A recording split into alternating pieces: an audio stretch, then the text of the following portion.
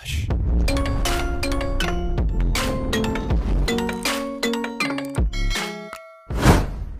back guys. So panibagong video na naman tayo. So for today's vlog ay magpapalagay tayo ng decals sa ating motor. So sorry guys, unfortunately ay yung pag-record ko niyan nasira pala yung mic natin, external mic. So ngayon ay naka voice recording na lang tayo. For today's vlog nga, yun nga, magpapalagay tayo ng decals as you can see. So stay tuned and don't forget to like, comment, share, and subscribe. Hit the bell icon para ma-update kayo sa mga susunod nating upload na video. So yan, stay tuned mga buddy at mag-enjoy kayo sana sa ating vlog for today. So yan, abangan nyo mga buddy kung ano ang ating ilalagay na decals. So yun, stay tuned mga buddy. Shout out pala kay kuya na taga-install natin. Hindi ko na nahingi yung pangalan kasi nga nasira yung external mic natin. So yan, by the way, yung area na yan ay nandyan sa Toting Reyes Street kung di ako nagkakamali, dyan sa Kalibo, dito sa amin sa Aklan. So Saimat Motor Shop yata yan yung pangalan ng shop. So yan, bali yung bayad dyan ay depende guys kung full wrap or full decals sa fairings, mahal-mahal sila magsingil. Pero pag konti lang, presyohan nila ng 200 or 250. So yan, stay tuned mga buddy and enjoy.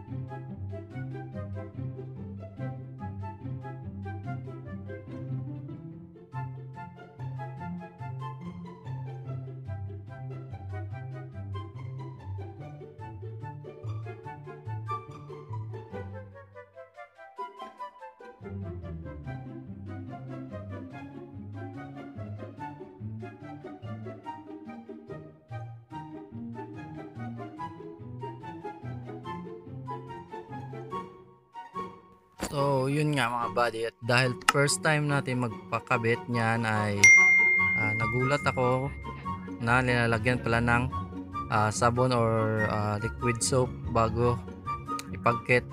At yun nga, wala tayong kalamalang paano nila yan gawin. So ako marunong magpagkit, pero mas pinabaya natin sa expert or sa may alam dyan. So yan, napakasulit ng pagpapakabit natin mga buddy, napakaganda.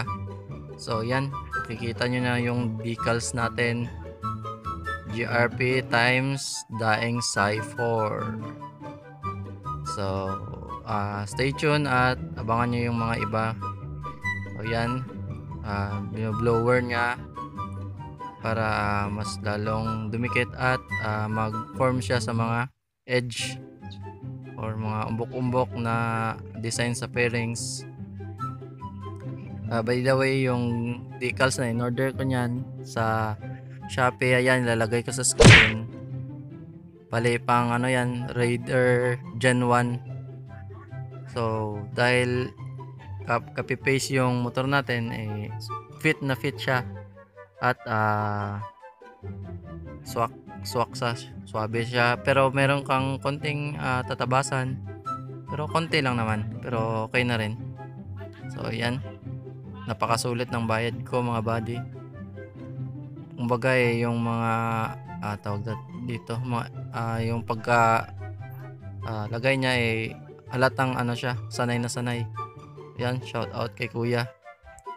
Habang ni-interview ko siya, yun nga, akala ko okay yung mic natin, hindi pala. So yan, stay tuned mga buddy, at panoorin nyo sana hanggang sa dulo. Magmo-montage tayo dun mga buddy after ng pagkabit or pag-install ng decals natin. So yan, enjoy mga buddy. So ayan mga buddy, yan kung mapapansin nyo, napakasulit, swabe, at maganda yung pagkadikit. Yan, bali na-order ko siya sa Shopee ng 500 pesos at 30 pesos na shipping fee. Nga pala mga buddy, tips ko lang at advice ay bago kayo magpa-install ng decals, make sure na yung ginamit nyo na pintura ay quality or hindi siya basta-basta na babakbak or na tawag dito.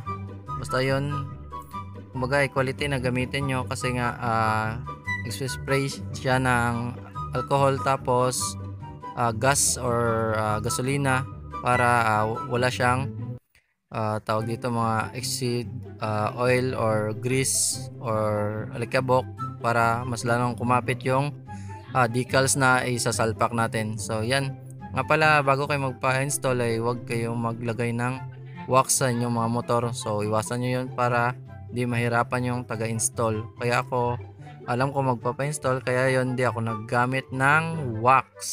So yun, kunting tips yun mga buddy. So yun mga buddy, malapit na matapos yung pagpapa-install natin ng decals. Maya maya ay after nyan tawag dito, magmo-montage tayo. So stay tuned, at sana ay huwag nyong kalimutan mag like and subscribe, hit the bell icon at pakiclick na rin yung all para ma-notify kayo agad sa mga bago nating upload. So yan, spread love and enjoy for watching. Montage muna tayo mga buddy, let's go!